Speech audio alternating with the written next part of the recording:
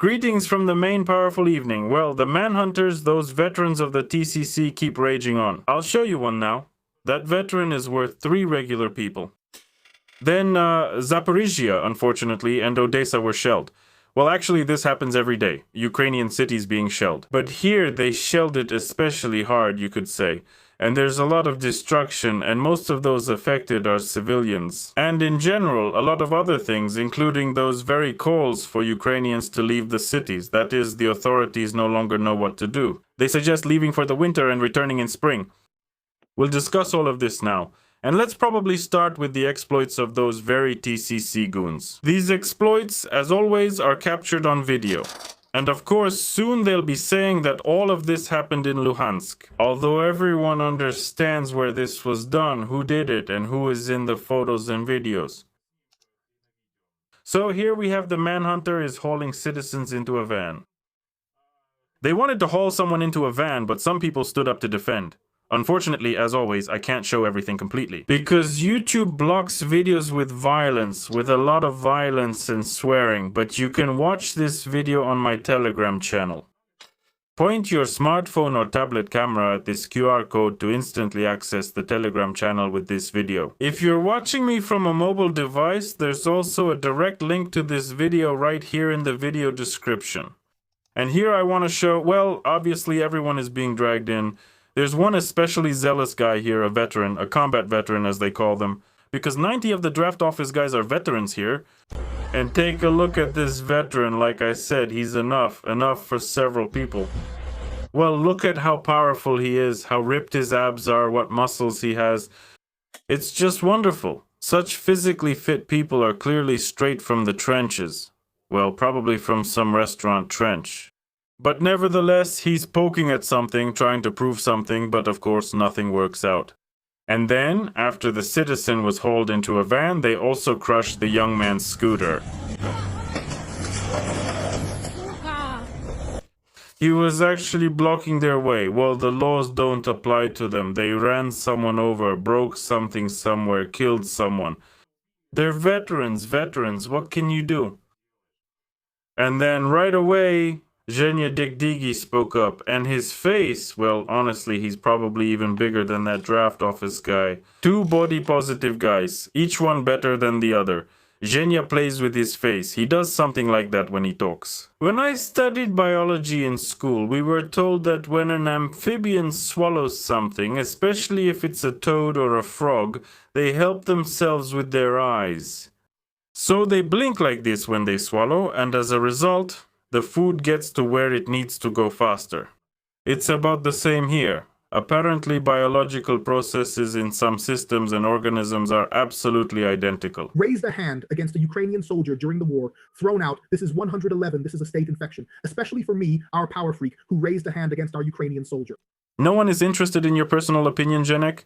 It's kind of, well, it even sounds strange. There's a guy sitting here who served in the Ukrainian armed forces for 2 weeks. Well, if you can call it serving.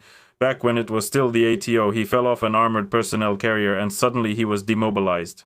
And now he tells everyone what a veteran he is. One time he led a company, then a brigade, now he's already a battalion commander. In short, he has more ranks than some people have medals. So this character sits somewhere in a cozy hallway or a little office and talks about, you know, so-called traitors to the motherland. He's just like the orc trying to kill this soldier at the front, yet we know to shoot the orc, not him. I believe that, unfortunately, we've already reached the stage where servicemen should not only be allowed to shoot to kill when attacked, but they should receive instructions that they are obligated to shoot to kill, and accordingly, a guarantee that they won't have to spend years in prison or prove their innocence in court afterward. At the same time, this person is supposedly a scientist with an education in ecology, and he sits there saying that civilians should be shot, ordinary people who don't want to die, shoot them. There should even be an instruction manual for the military enlistment office workers, where step by step the actions of these so-called manhunters are laid out. Who shoots, where to shoot, and probably even how many people need to be shot per day. Generally, the further it goes, the more... How does that go? The deeper into the woods, the thicker the partisans?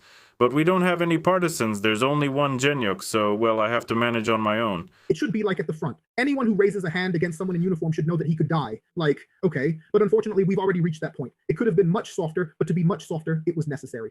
To do it twice. There was none of that. It's like how they used to make fun of Australians making them say bottle of water, and there's a meme about it. It's kind of similar. You could take someone with that kind of English too. Zaluzhny or Syrski, they say one might go to America and be appointed as Ukraine's ambassador to the USA. Well, in general, wonderful people, wonderful in every way. Next, there are also these manhunters sitting around relaxing. While people are fighting 24/7, these ones are just relaxing. Everything is fine for them. Nobody is doing anything. They're just sitting there. They've got a van, they've got phones, they've got money. Money is not a problem. So now they broke into the house right in front of his son. They grabbed him, the bastards. Well, just imagine, and there's even a police officer sitting inside with them, and they're discussing what to do. Basically, it's just crazy. And one of them probably, somewhere at the end of the report, they're not there, somewhere the report will show, was watching, and there he points. Well, in general, wonderful people, wonderful in every way. Their behavior, well-being, attitude towards citizens. They have it. Just like Jenka, more or less everything is at about the same level. The level is really below the baseboard, but still, of course, that's all right. So, what else do we have here? Even the ombudsman, Lubinets, is talking about it now.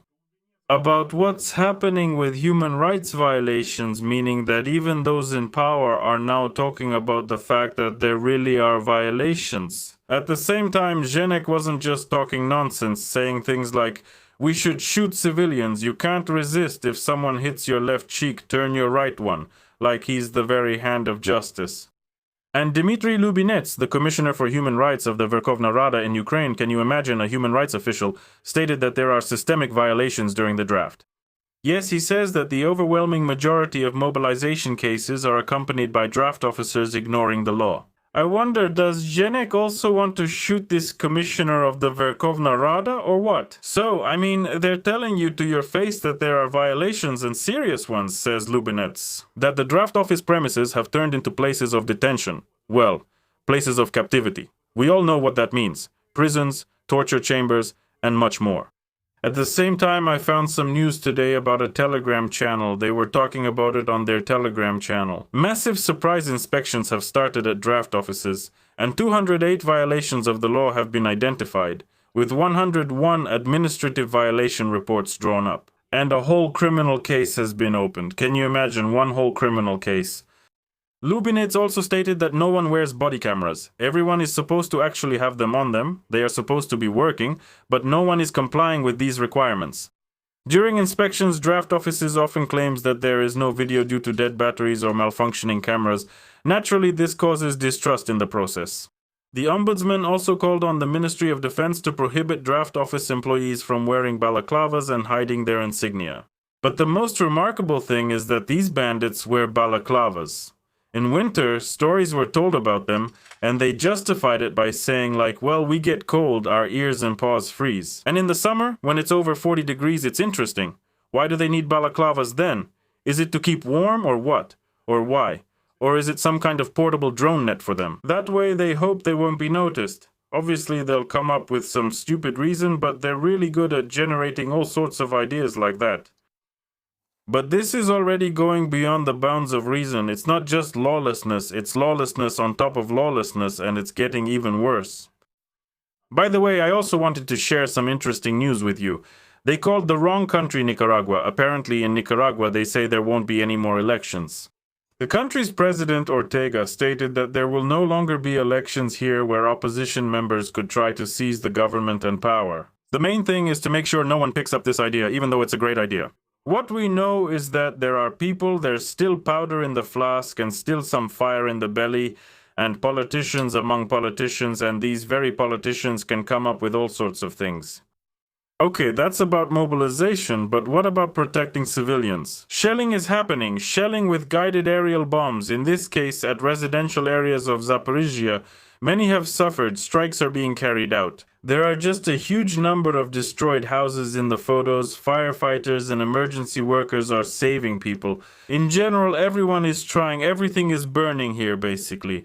And Fedorov also added that the number of victims has increased to 9. It looks of course brutal, just these shots from the affected sites, but the shelling won't stop anytime soon. simply because, well, the war's ongoing and no one is planning to end it.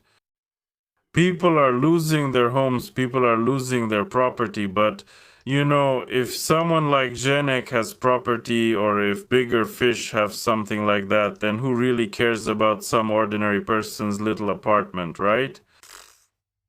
They'll cry for a while and then stop, and later they'll be taken, mobilized, and you can basically say that the person has fulfilled their duty.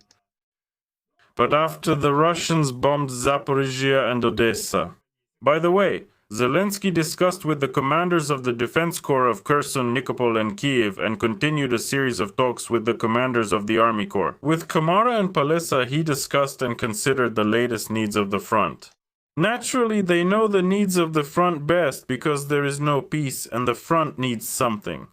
Conversations took place with various commanders.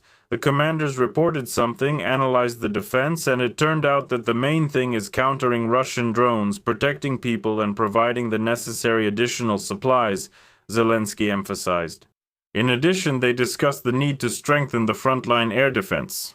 By the way, in some cities, the streets already look something like this.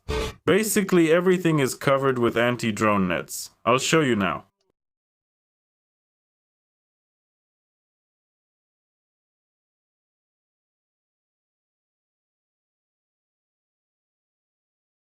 So basically, there's nothing good about it either. People live both near the front and farther away. It's just tough. And then a drone just flew into Odessa, just hit a residential building. That's a real shock.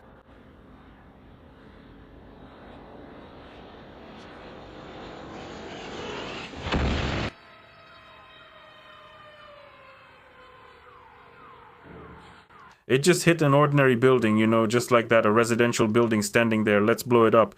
So the aircraft are flying, we're going to bomb, as Zelensky says. But what are ordinary people supposed to do? Well, I already talked about this in the previous video. Check it out if you haven't seen it. There, this guy Shmut spoke up, a good person with the last name Koroshi Shmut, well, and Shmut. He said that people need to leave big cities because the winter is going to be hellish. And of course, some reasonable people showed up. In particular, the expert Popenko, whom I am quoting a bit, says that the advice to move to the countryside or abroad sounds very nice, but in reality it doesn't work for millions of Ukrainians. Well, really it works for some people, and I understand that Shmut can travel wherever and whenever he wants. Because money is being made, the fund is running, drones are being produced, well, everything in his life has worked out. He can spend the night in the Caribbean, but ordinary Ukrainians have it a bit differently.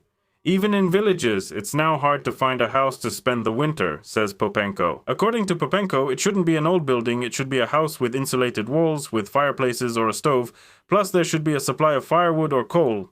If there is gas heating and the gas will be supplied without interruption, that's great. Plus, people still need to work and live remotely. If you're a programmer or an IT specialist of some other kind, then you can work remotely. Well, but if you're a steelworker or a tram driver or or in construction, well, how are you going to work remotely? That's the thing, there aren't that many IT specialists. There are way more people who work with their hands. Well, or even if you work with your head, it's somewhere on the shop floor, like a shop manager. He needs to be there in person to solve any problems as they come up. Well, and of course he doesn't really understand any of this. For him, everyone just leaves and everything seems fine. Well, so Popenko understands, considering the option of spending the winter in the village, specifically in a house, at a dacha. You not only need to start preparing right now, but also have a substantial amount of money to buy and install everything necessary for living, and that's $5,000 to $10,000. Leaving the country, as Chmut also advised, is also something that only those who already have relatives or close friends living abroad who won't refuse to take them in can actually do. Well, considering that the way out is closed for men, Schmut's advice, well, that's pretty much what they're called. And if we're talking about pensioners, especially those with limited mobility, elderly people, well, of course, there are a lot of questions here. Last winter, several people froze to death simply because there was no heating, no hot water, nothing. And on top of that, if you don't have any relatives, or if you do but they're far away, there's nothing you can do. Some people couldn't even leave their apartments. But here, our utility workers stepped in. Officials, not ordinary people, still talk about how everyone needs to prepare, but not everyone can prepare. But to make things easier for people, they increase fines for speaking the wrong language. If you're a traitor to the homeland, an enemy of the people, then you pay a fine. And in Kiev, an administrative citation was drawn up against a teacher because she spoke Russian. 3,400 hryvnias is about $100 for a teacher. Probably even less now, right? That's about $80, which is a huge amount for a teacher. And here the complaint was filed by the father of a first-grade student at one of the capital schools, a veteran. Most likely some draft office guy reported a violation of children's language rights in education. Well, and right away this report went where it needed to go. But when there's a complaint about a draft office guy, even if he killed someone, no one starts a case. It just gets shoved somewhere into a dark, distant, narrow, deep drawer, and that statement stays there for a long time, forever.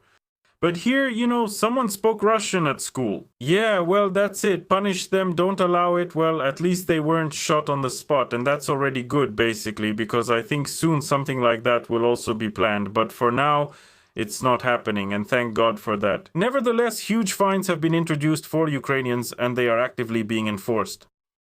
Well, now let's see what else they're talking about. We have these powerful leaders, and there are quite a few of them. For example, there's someone named Riva. Now we'll hear from the former Minister of Social Policy, who used to say that pensioners eat a lot, that's why they have little money.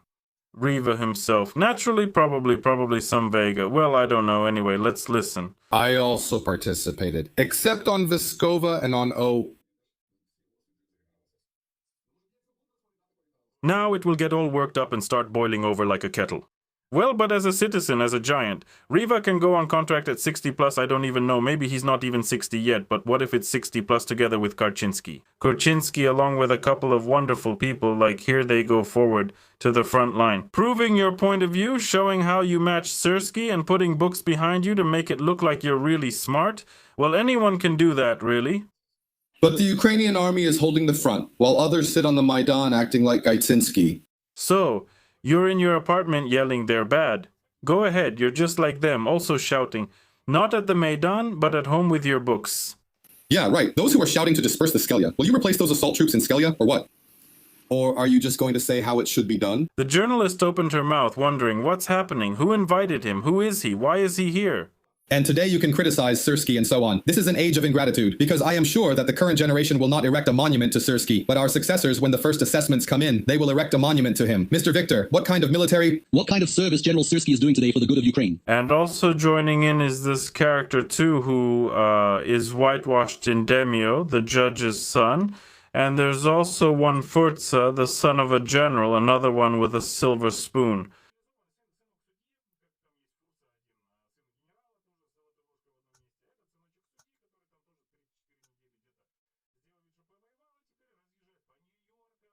He buys himself expensive motorcycles with all sorts of dirty money and tells everyone on screen how bad draft dodgers are and how great it is to fight. We have freedom in Ukraine compared to the totalitarian Soviet regime. Now we're far from that, though currently under martial law. Although our freedom of speech is restricted, people like Ihor Lapin and Borislav Bereza can still express their views, so the issue remains. No, well, if you Laptin are always shouting for Sanich on Frint, obviously no one is going to pressure you. And if it's the same Bliaker who for some reason now goes by the nickname Bereza, I don't know what's going on there, why it happened, how it turned out that way. He actually lives abroad, but still, if he lives and shouts abroad, he hasn't been to Ukraine for who knows how long, and he's shouting from there.